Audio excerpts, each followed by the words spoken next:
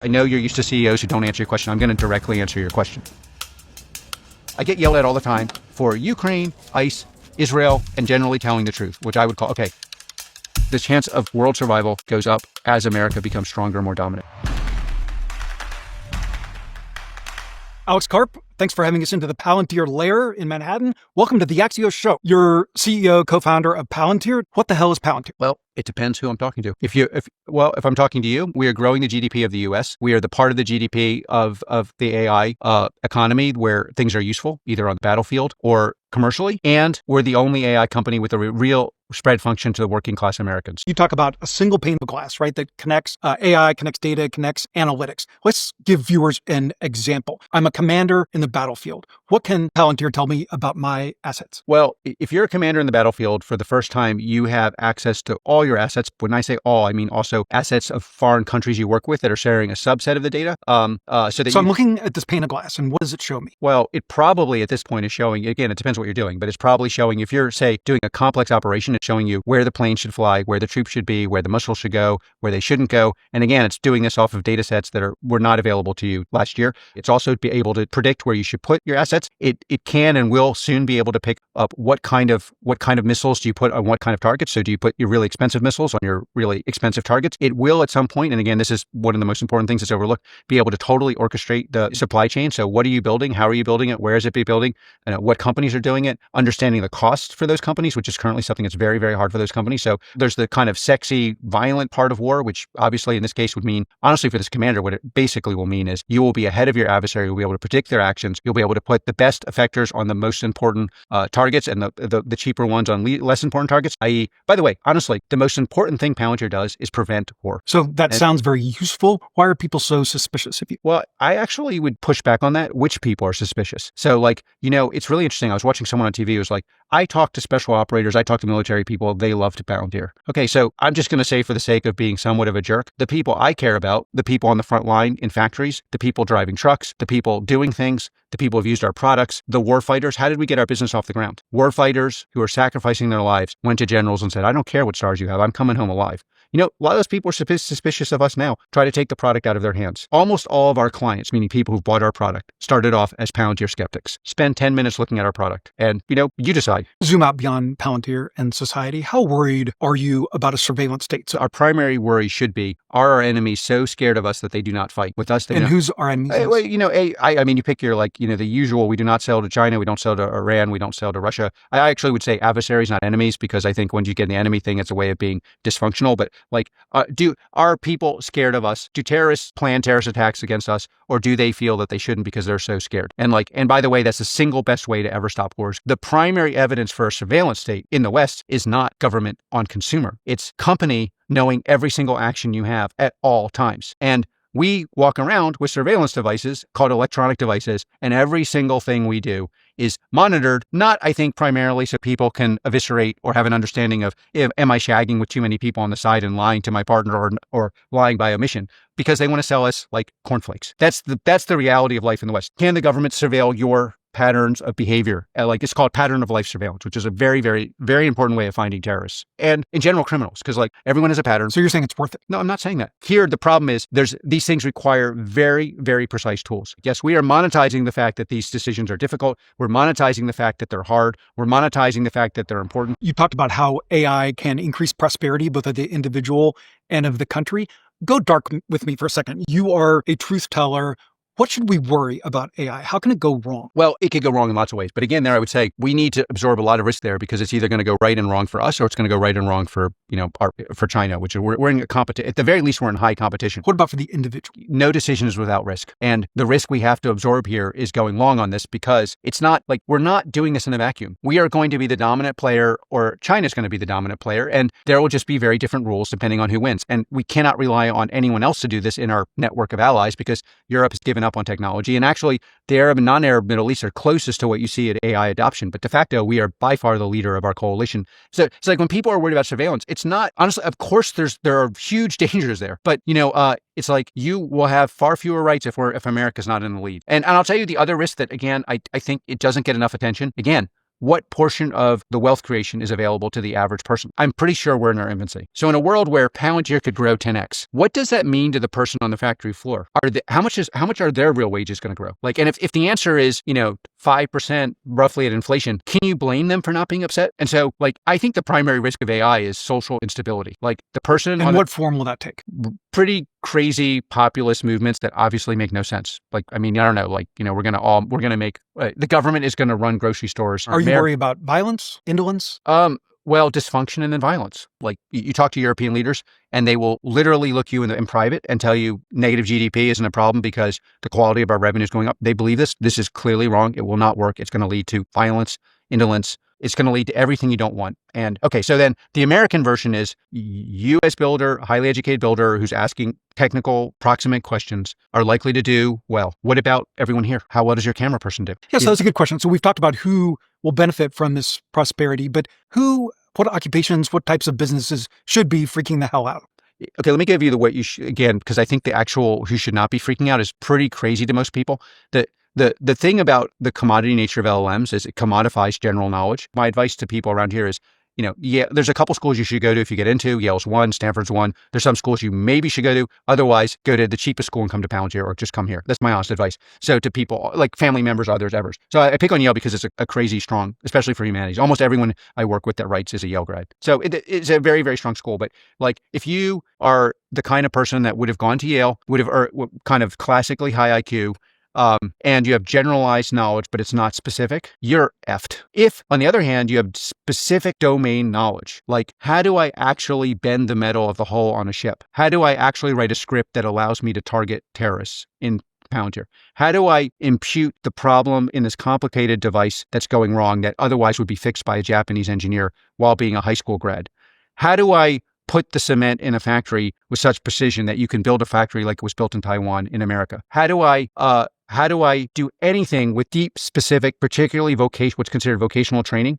Those people are going to make a lot more money simply because you can turn it any way you want. But at the end of the day, within a relative rapid amount of time, you will get paid downstream of the value you create. So an electrician is going to be a lot better off than a lame Yale grad. The Yale grad will have to learn something specific. Domain expertise. Domain expertise. What dark forces are you worried about getting their hands on AI? There are a lot of dark forces. And I just want to keep repeating, it's like, are you more concerned about like No, I'm much more concerned that we fail in America and that we don't dominate. And therefore there's like a lame UN-driven discussion about human rights that obviously only serves people who like somehow want to live in a world that doesn't work. Something that's always baffled me, everyone in Silicon Valley, a lot of moguls are building bunkers. What do they know that we don't? What do they fear that we maybe should? I think they have the same fears you do. They just have more money. People who do well in Silicon Valley are more mathematically adept than they may realize or than other people and have an ability to operate. And so again, if you just take odds, it's like, a lot of like, it's no different. I bet you a lot of hedge funders have these, just like you're doing a regression, but like, it's like, I remember I end up talking to political people and I was like, it's like when you talk to campaigns, they're like, we have a 25% chance of losing. And they're like, and they're off drinking champagne. And anyone in tech is like, you have a 25% chance of non-recoverable death. So it's a different, a lot of this is just mathematical. Well, so while we're on that, in Silicon Valley, they talk about the P-doom, the probability that super intelligent AI is going to end us all. You know what? I'm happy to talk about anything that like, I think. Do you have a P-doom? I worry much more about we lose the race. Like, again, I'm very culturally specific in a way that maybe, not everyone is. I think the chance of American survival the chance of world survival goes up as America becomes stronger and more dominant. But do you worry about AI outrunning any of us, any state? Okay, but I also worry about the ceiling falling. Like again, there's an odds question. My primary specialization is what can you build software that's going to make America, its allies, industry and military dominant? And I believe that if you do it, the third, fourth derivative of a lot of these questions go away. Palantir's beat the analysts' estimates 21 quarters in a row, and you just had a great forecast, and yet your stock got hammered. What is it the markets are missing? Honestly, hammered is a little, I think we're up something like 180. I don't know what we're up. I don't track it, but the market price has been more accurate than the analyst price. So clearly, I would invert it. It's like, what does the market understand that the analysts can't understand? And I would say, And I would say what the market has historically understood with that many, not all analysts, the analysts want to do what I would call, I don't know, the journalists that you don't hire do. They've got a frame. That frame is the frame that was developed in the 50s. So thinking too small, too rigid, too narrow. So yes, but then there's a thing. That frame does not allow you to disambiguate between weak, medium, weak, strong, and baller product. Weak, medium, strong, baller culture.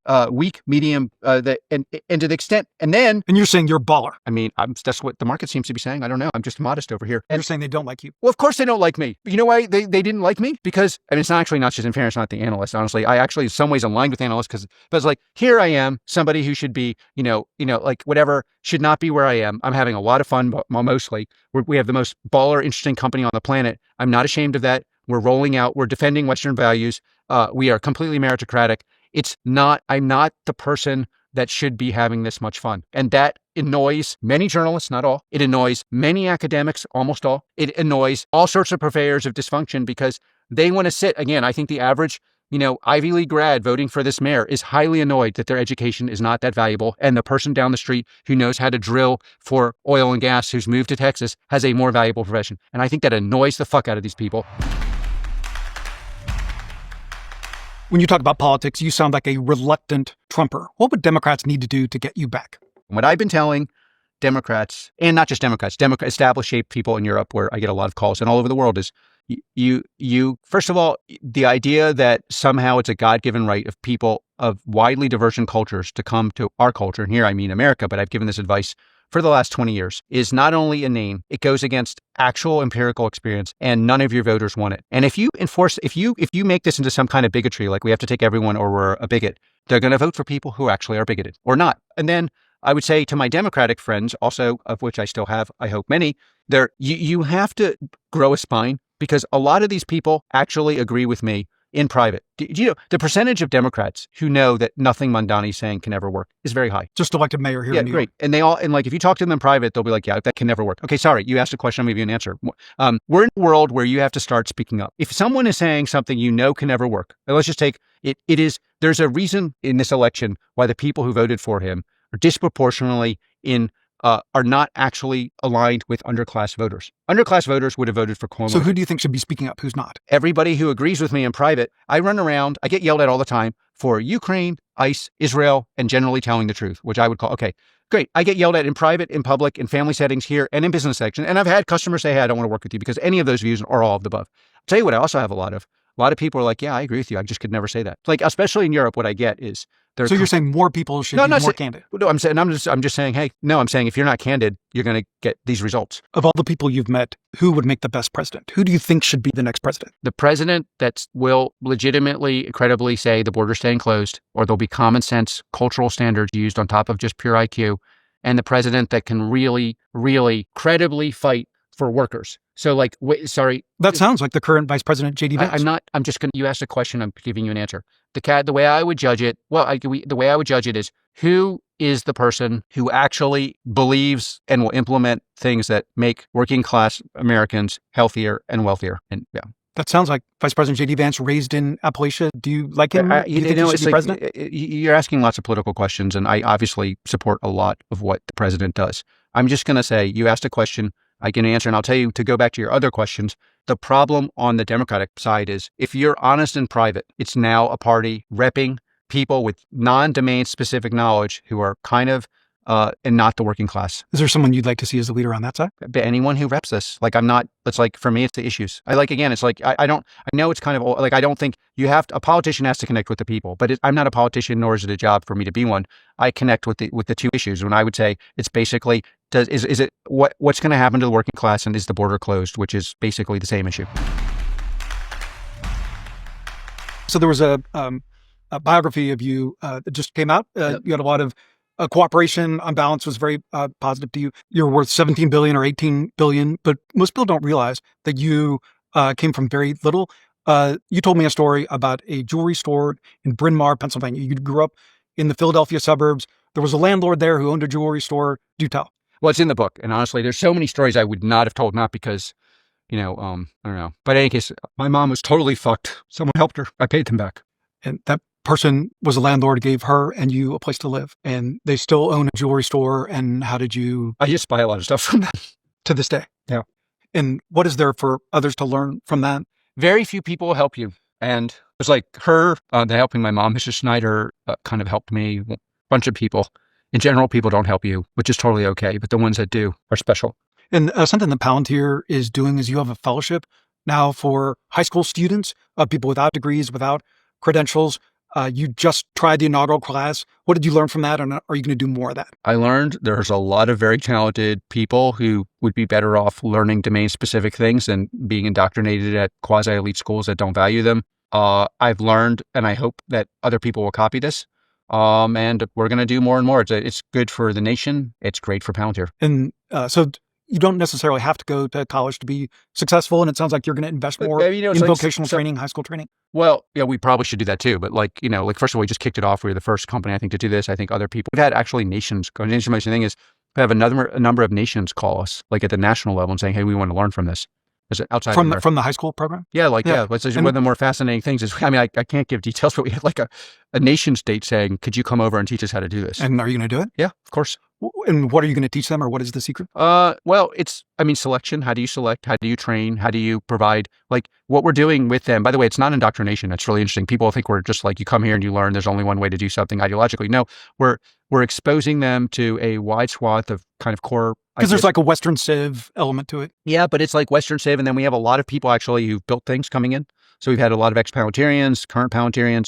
I don't know. Some people may not want to be named like titans of industry. Like you'd be a perfect person.